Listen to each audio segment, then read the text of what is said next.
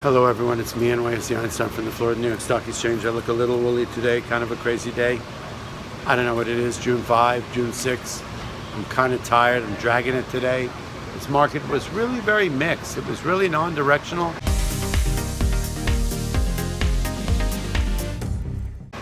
It was just sort of churning itself. There was no good news, there was no bad news.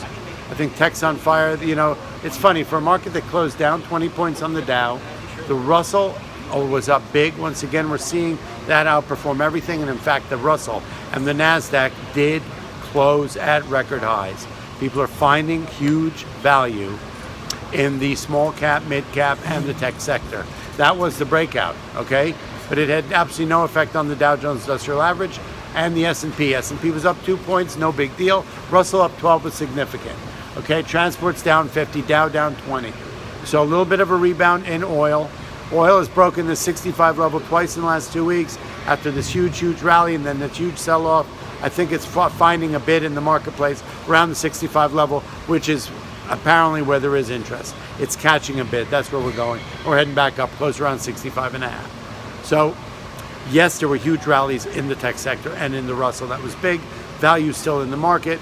We're still reeling off of the unemployment numbers, and that keeps the market positive. But net as an anemic Dow index, some people say it's not that significant, and in this kind of a day, perhaps that is the case. The fact that we're seeing a close in Nasdaq and Russell at record highs is significant. What's been leading this market? Tech. What's back on track for the all-time highs? Apple, almost $1 trillion valuation at this point. That's massive. Facebook, Amazon, up. Google as well. So tech sector was the play of the day.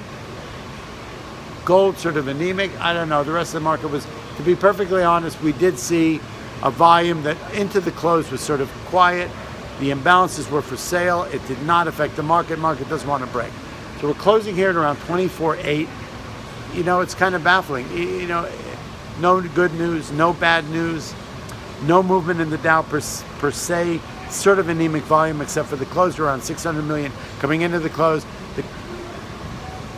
The takeaway from today is that the Russell and the tech sector and the Nasdaq closed at record highs. So for us here on the NYSE, that did not feel that big a deal, but in fact it is. It's massive. It's huge.